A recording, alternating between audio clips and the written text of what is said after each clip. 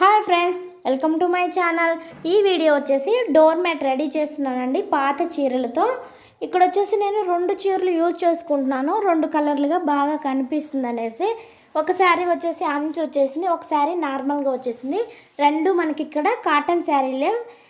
ఇక్కడ వచ్చేసి మనకి మిషన్ కూడా అవసరం లేదండి. నార్మల్గా మనకి ఇంట్లో సిజర్ ఉంటుంది కదా, దారము సూది ఉంటే సరిపోతుంది. ఇప్పుడు వచ్చేసి ఒక చీరకి అంచు ఉంది కదా, ఆ అంచు అనేది మనం తీసి కట్ చేసి పక్కన పెట్టుకోవాలి. ఎందుకంటే మనకు అది పాతదైనా సరే అంచు మంచి మేల్ది కాబట్టి పనికి వస్తుంది మనకి దేనికైనా సరే. ఇప్పుడు ఇటు కూడా అంచు ఉంది కదా, కొద్దిగా అలా కట్ చేయాలి. మనకి శారీ మొత్తం ఎంత ఉంటుందో అంతే అలాగే ఉంచుకోవాలి మనం.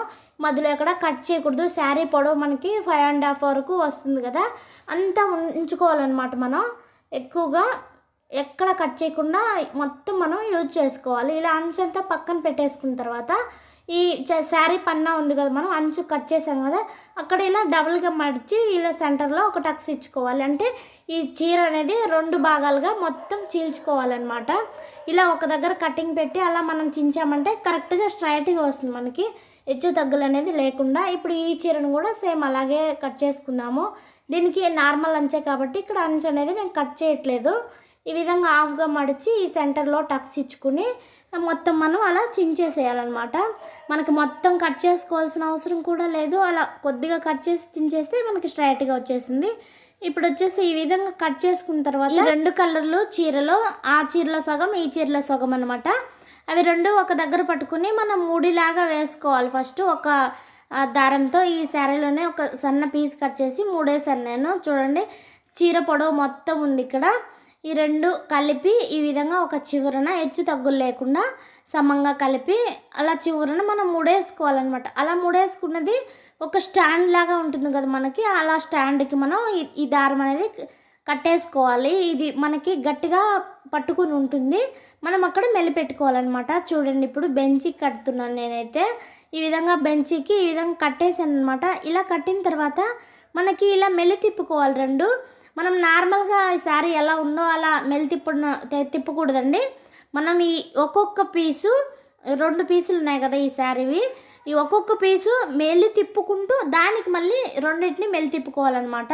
ఎందుకంటే మనం మెల్లి తిప్పకుండా అలాగే తిప్పామంటే మనం మొత్తం వదిలేసిన తర్వాత అది నార్మల్గా వచ్చేస్తుంది అనమాట. ఈ మెల్లి అనేది ఉంటే మనకి ఈ మ్యాట్ అనేది గట్టిగా ఉంటుంది, ఒత్తిగా ఉంటుంది, ఎక్కువ రోజులు ఉంటుందన్నమాట. ఈ క్లాత్ పాడైపోయే వరకు అది మనకి గట్టిగా ఉంటుంది. ఇలా మెల్లి మాత్రం ముందు క్లాత్కి పెట్టుకుని మళ్ళీ దానికి రెండింటిని ఇలా తిప్పుకోవాలన్నమాట. మెల్లి తిప్పుకోవడంలోనే మనకి మ్యాట్ అనేది పర్ఫెక్ట్గా రెడీ అయిపోతుందండి. మనకి ఈ పొడవు సరిపోదు అనుకుంటే మనకి ఇంకా పీసులు ఉన్నాయి కదా సగం సగం పక్కన, ఈ చివరన ముడేసుకుని ఆ ముడి అనేది లోపలికి పోయేలా చూసుకుని మనం మెల్లి తిప్పేసుకోవచ్చు. నేనైతే ఇంక సరిపోతుందిలే చిన్నదైనా చాలనేసి ఇక్కడికి కట్ చేస్తున్నాను. మనకు కావాలంటే దానికి యాడ్ చేసుకోవచ్చు, ఇంకా మిషన్తో అవసరం లేకుండా ముడి వేసుకోవచ్చు. ఇప్పుడైతే మొత్తం రెడీ అయిపోయింది. నాకు ఈ పొడవు ఎక్కువ ఉందనేసి నేను అలా బెంచ్కి చుట్టానమాట. ఇల్లు అంత పొడవు సరిపోదనేసి ఈ విధంగా బెంచ్కి చుట్టాను నేను. ఇప్పుడు వచ్చేసి మొత్తం ఈ విధంగా రెడీ అయిపోయింది, చాలా గట్టిగా వచ్చేసింది అనమాట. చూడండి మీరు కూడా ఒకసారి. ఈ విధంగా రెడీ అయిపోయిన తర్వాత మనం ఏ షేప్లో కావాలంటే ఆ షేప్లో ఇది మనం స్టిచ్ చేసుకోవచ్చు అనమాట. చేతి పని సూదితో నేనైతే రౌండ్గా చేస్తున్నాను. ఇలా రెడీ అయిపోయిన ఈ తాడుని తీసుకుని ఈ మధ్యలో అలా మనం ఫింగర్ పెట్టేసి ఇలా రౌండ్ చుట్టాలి. అలా రౌండ్ చుట్టిన దగ్గర ఇలా సూదితో మనం స్టిచ్ వేసుకోవాలన్నమాట. అంతే, మ్యాట్ అయితే ఈజీగా రెడీ అయిపోతుంది. 5 మినిట్స్లో చేసుకోవచ్చు. కానీ మెల్లి తిప్పేది మటుకు కొద్దిగా లేట్ అవుతుంది, కానీ అది అయిపోయిన తర్వాత మనకి 5 మినిట్స్లో ఈ రెడీ అయిపోతుంది అనమాట. ఈ మెల్లి తిప్పటం అనేది మనకి గట్టిగా తిప్పుకున్నామంటే మనకి ఈ మ్యాట్ అనేది అంత పర్ఫెక్ట్గా వస్తుంది. ఇలా చుట్టేటప్పుడు కూడా మనం చుట్టూ సూదితో కుట్టుకుంటే గట్టిగా ఉంటుంది, కానీ మనకు అది రిస్క్ అనిపిస్తుంది అనమాట. అలా లేకుండా ఇలా ఒకవైపే మనం కుట్టుకోవాలి ఫస్ట్, అప్పుడు మనకి షేప్ అనేది ఏర్పడిపోతుంది. మధ్యలో మళ్ళీ తర్వాత కుట్టుకోవచ్చు. ఫస్ట్ అయితే ఈ విధంగా కుట్టేసుకోవాలి. మనకి సూది ఏ పక్క మొదలు పెట్టామో ఈ తాడు కూడా అటువైపుకి తిరుక్కొని వచ్చిన తర్వాత అక్కడికి మళ్ళీ జాయింట్ చేసుకోవాలన్నమాట. ఆ విధంగా జాయింట్ చేసుకోవాలి. మొత్తం అలాగే రౌండ్ మొత్తం అయిపోయేంత వరకు అలాగే చేసుకోవాలి. చూడండి,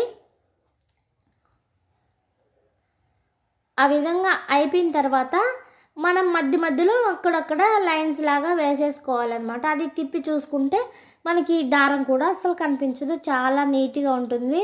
ఇది చాలా సింపుల్, అసలు ఎవరైనా చేయొచ్చండి, చిన్న పిల్లలైనా చేసుకోగలుగుతారు. ఇది చూసారంటే వీడియో మొత్తం చూడండి, ఖచ్చితంగా ట్రై చేయండి, రానిదంటూ ఉండదు మనకి.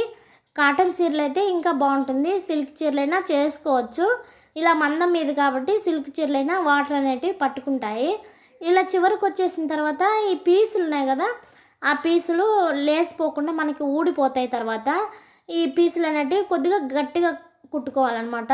నా మధ్యలో ఎలా చిన్నగా కుట్టినా ఇబ్బంది లేదు, కానీ ఈ చివరికి వచ్చేసరికి చాలా గట్టిగా కుట్టుకోవాలి. మధ్యలో మొదలు పెట్టిన దగ్గర ఈ చివర గట్టిగా కుట్టుకోవాలి.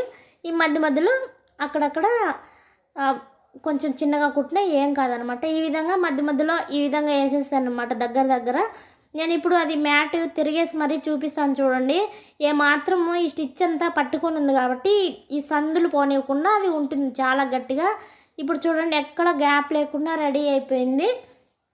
చాలా అంటే చాలా సింపుల్, వెరీ వెరీ ఈజీ అండి. మీరు ట్రై చేయండి. చాలా ఒత్తుగా ఉంది, స్మూత్గా కూడా ఉంది, ఎందుకంటే ఇది కాటన్ క్లాత్ కాబట్టి.